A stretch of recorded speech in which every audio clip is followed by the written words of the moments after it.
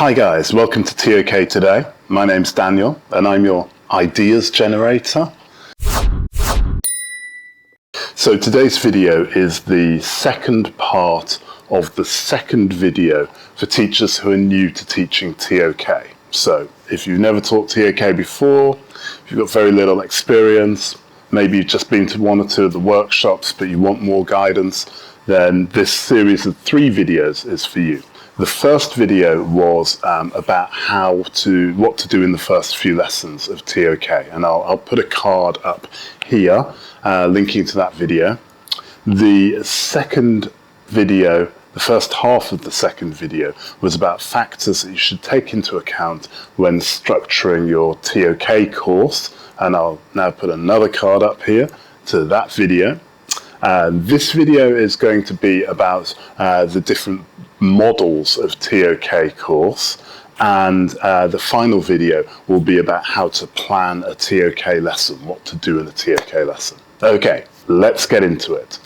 Now what I've done is I've come up with sort of 3 broad models plus a mixed one at the end. Now these are just broad models, they're ideal types, but they give you a flavour for the different ways in which you might want to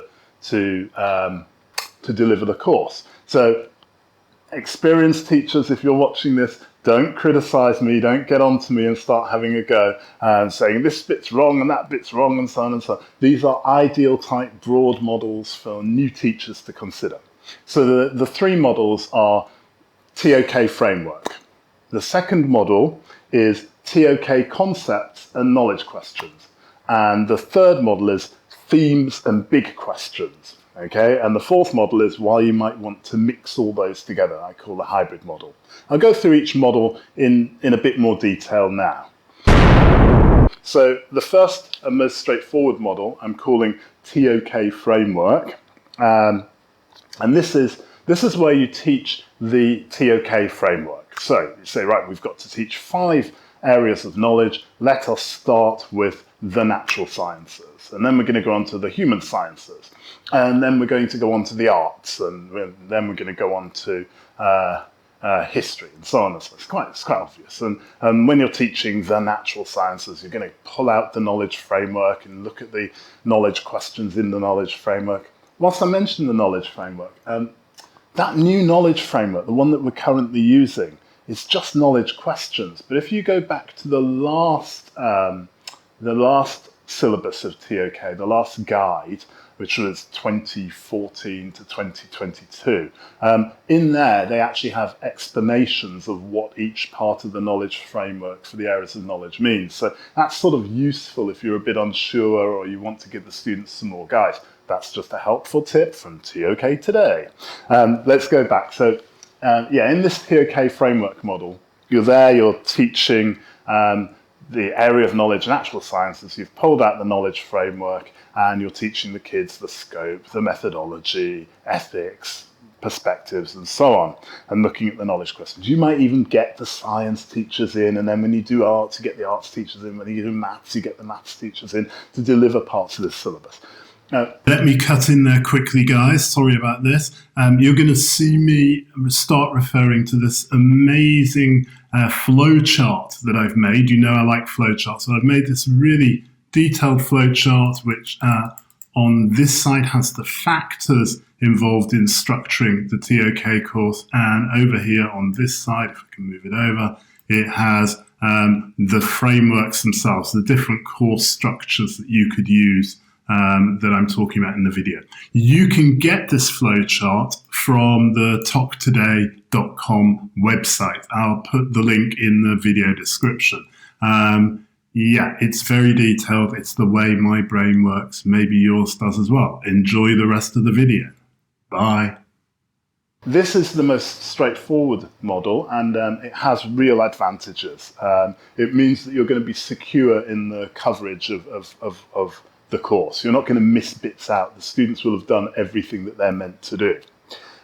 If you are not particularly experienced in ToK, or you're not really sure what you're doing, then this model, it provides a really clear framework, a straightforward framework for delivering the course.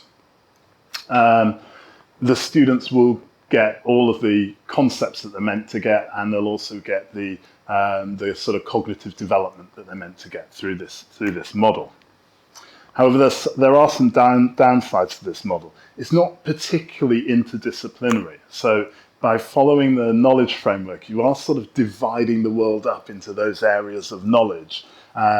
It compartmentalizes things. It makes it harder for students to see the links across things, or to see that knowledge is interwoven and doesn't exist within these artificially made sort of divisions.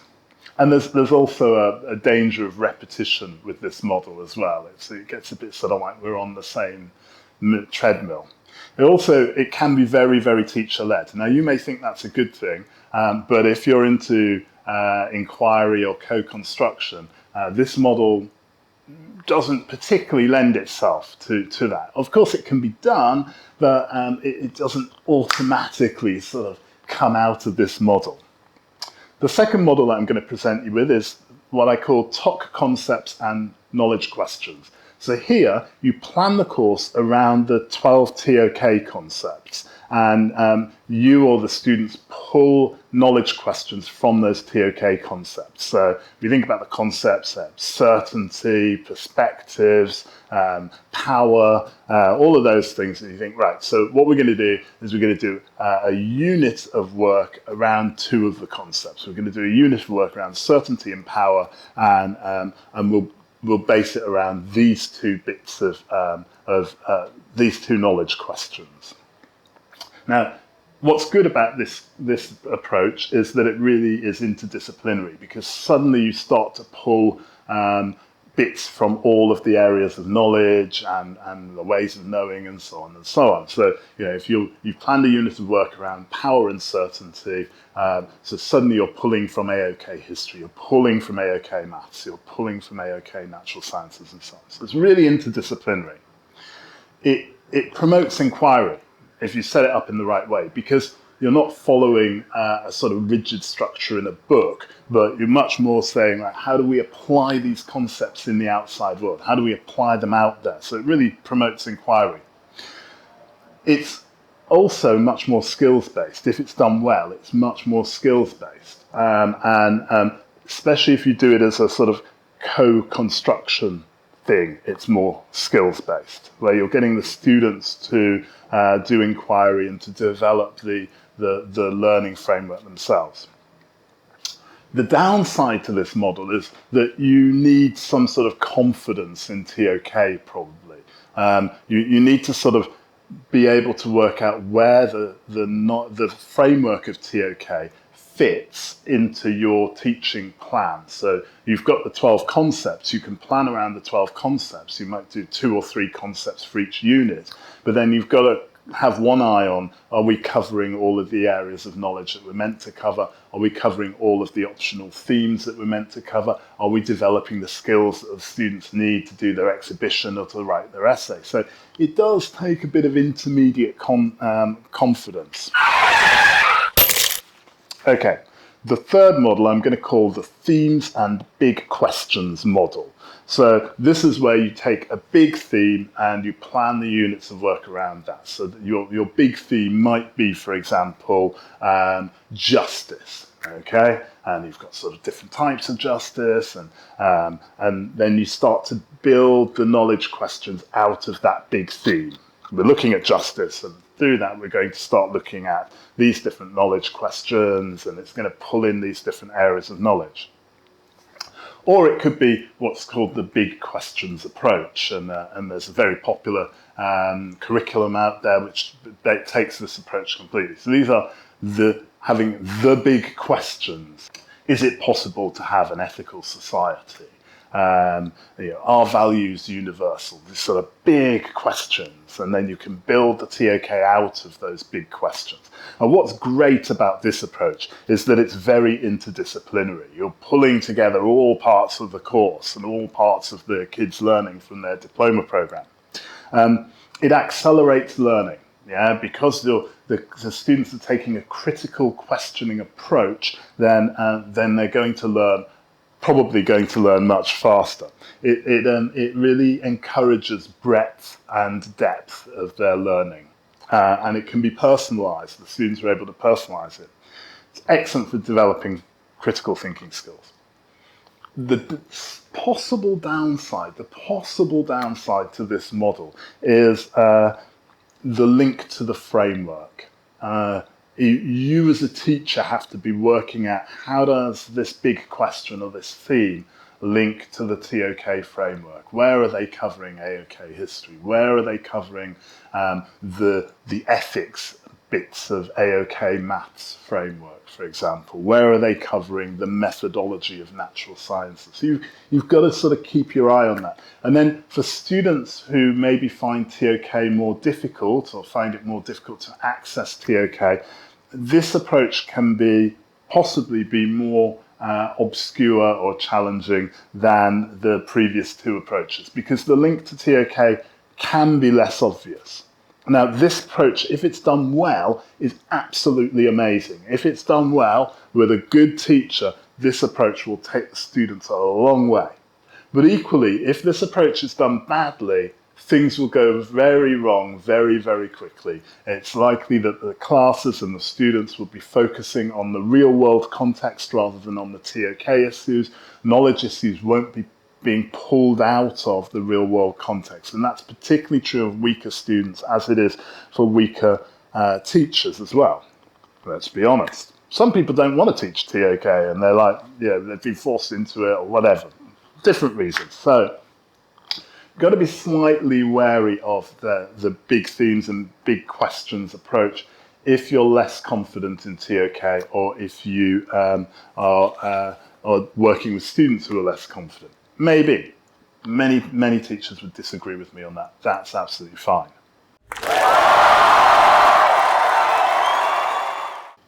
Okay, so they're the three main models. Let's have a look at a hybrid model. What if you do a bit of all of them? What if you might start with ToK Framework, and then you might do a bit of big questions themes, and then you might do a bit of ToK concepts and knowledge questions. That's absolutely fine as well. Now that's a really good approach if you have a large team. You have a big eclectic team of teachers and the teachers have different preferred styles. Go for the hybrid model, okay? That sort of argument about, but the students must have consistent and fair teaching across their program. Yeah, I had a principal once who used to say consistency should be reserved for porridge, and I really like that. I think that's true. Life is not consistent. We need to all develop resilience to inconsistency, and that's the ToK classroom might be a good place to start with that. This hybrid model is really good if you have diverse student cohorts. So if your group of students, they have very different learning needs, various learning needs within the class or across the cohort, then using a hybrid model would be much better because at least every student will get the type of learning that they want at some point during the course. A hybrid model is much better if you have proficient teachers as well. The downside is using the hybrid model is that maybe the students you don't develop an expected way of working in ToK with the students because they're getting very different types of learning at different points in the course. And that might make it harder for them to sort of develop that, oh, I'm in ToK and this is how we learn in ToK.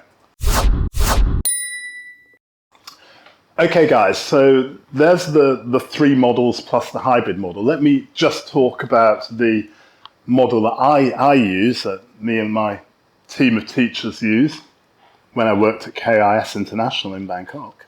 I've used all these models over the years. I've used the Teaching ToK framework, particularly when a new syllabus comes out, a new guide comes out. I teach the framework for the first year to become sort of familiar with it, to get an understanding of it.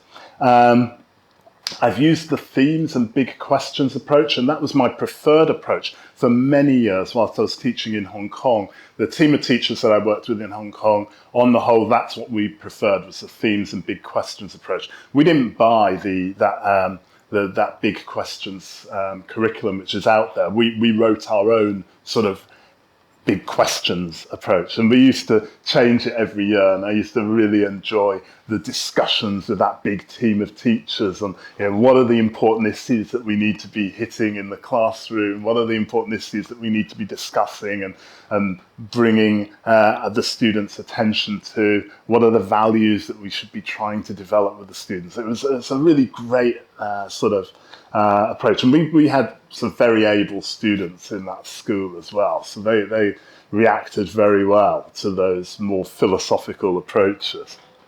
Recently, in the last school that I taught in, we used the ToK concepts and knowledge questions approach. So the second approach, the ToK concept. And I've really enjoyed planning using that approach with the group of teachers that I was working with. The good thing about the ToK concepts approach is that you're going to be hitting the important sort of sub-learning things about ToK. So if you're focusing on the concepts, then that underlying framework for critical thinking will go in there. So if you're looking at things like certainty, interpretation, power, truth, if the students are thinking about those concepts and they're thinking critically about them, then they're going to develop critical skills of evaluation and analysis. The learning just becomes more powerful for them if you're focusing on the concepts. And I've really enjoyed building out units of inquiry around those concepts. And I'll share some of those with you. And if you need any help to write those units of inquiry, then get in touch with me at daniel@toktoday.com or toktoday.com. I'm still not sure how I'm going to say that.